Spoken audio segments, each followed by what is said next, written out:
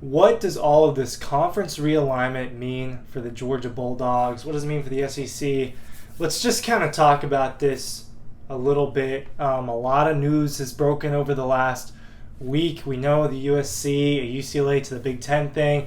There's rumors that Clemson and Florida State, UNC, Miami, teams like that might try to join the SEC. We don't know what's going to happen with Oregon and Utah. We don't really know what's going on with the Big 12. We don't know what's going on with the Pac-12. It's all over the place. Will Notre Dame finally buckle down and join the Big Ten? What are we moving towards here, and what does it mean for the Georgia Bulldogs? Ryan Curley here from Dog Post trying to navigate this situation. We're just going to throw some ideas out there. I'm going to throw some of these ideas I've had. I've done a lot of listening. I've done a lot of reading. And I've done a lot of thinking about this over the last few days. So I'm going to come out here and just kind of let my thoughts flow through to the screen for you guys so we can talk about this. Make sure you're checking out DAWGSTRUCTION. The link is down below.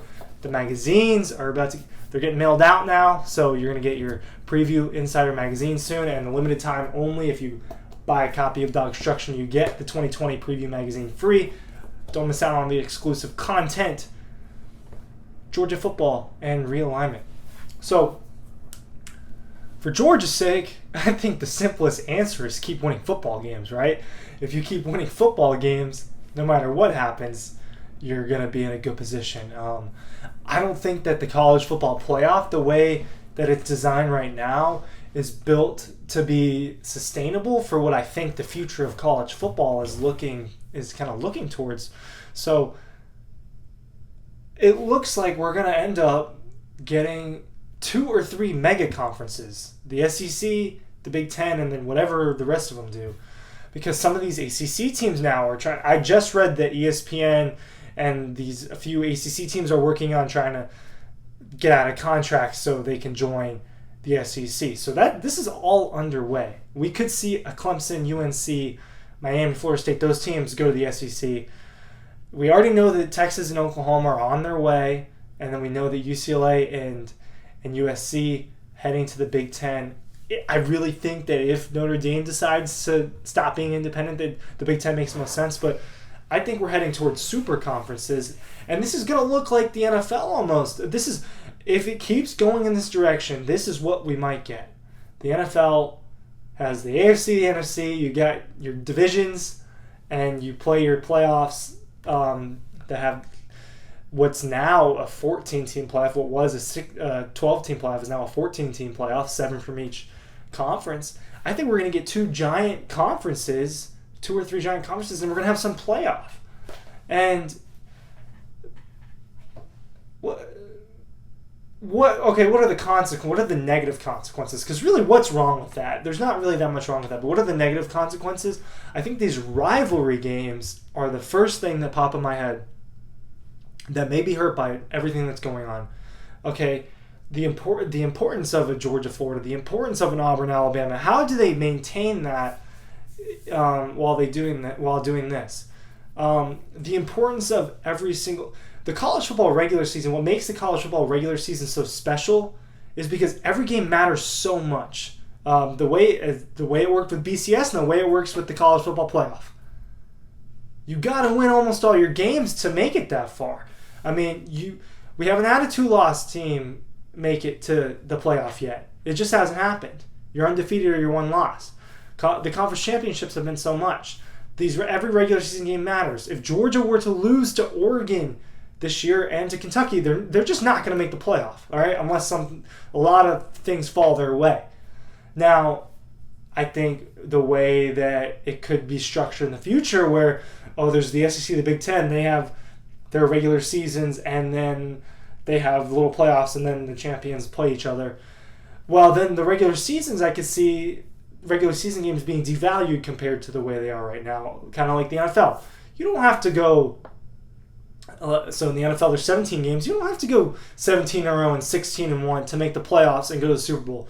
You can be 9-7, 9-8, make it to the wild card, and go on and win the whole playoffs and win the Super Bowl. That's a possible thing. But in college football, you can't just win most of your games. You have to win almost all your games to be a champion. And I think that's something that could get devalued a little bit. if they structure these regular seasons differently. That's something I worry about. Now, for Georgia's sake, who are your rivals? Really, the three rivals that I think that most Georgia fans care about, the rivalries they care about: Florida, or let's call it four, because I'll throw Tennessee in there. Florida, Georgia Tech, Auburn, and let's say Tennessee. Now, Alabama's become some sort of rival, but not this deep-rooted rivalry they have, right? It's more recent. So, to keep these rivalry games in the traditional college football happy, you'd have to have all of these teams playing their rivals every year. I worry if that can get lost in the shuffle somehow. Okay, well now, I know the Georgia Tech game hasn't been competitive for a while, but is that lost in the future? Is that rivalry lost in the future? I don't know. I don't know the answer to that. I don't think a lot of people know the answers to these questions, guys, because I'm just spitballing ideas here right now. But I think we're going to get these mega conferences. Oregon and Utah, Washington, they're all making their attempts to leave, but I don't. But now the Big Ten's on halt with, okay, well, USC, UCLA, that was it for now. So when are all these things going to take effect is a good question. 2023 at the earliest would be when some of these things take effect. Now, we're talking about future of college football here. The things that I just said with all these playoffs,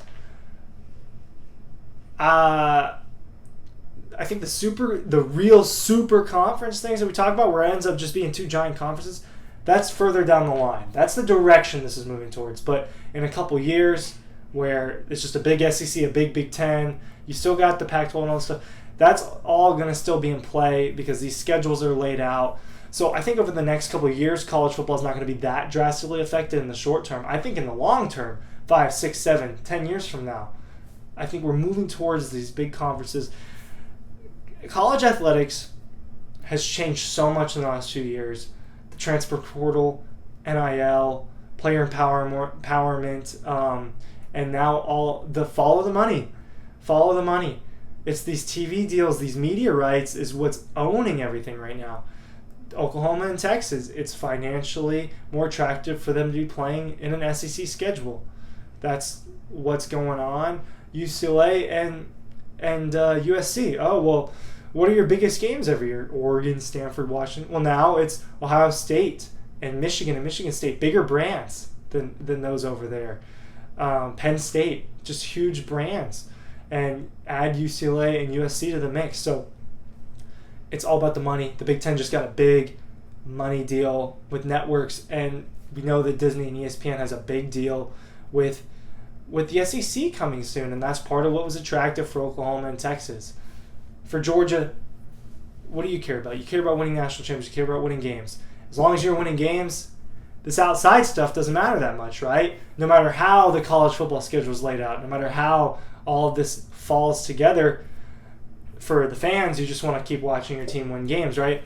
I think rivalries are something that need to be sustained in the future, and I think part of what makes college football so special is the value of every single regular season game, and that's what I'm afraid is going to get lost in the shuffle here in a few years.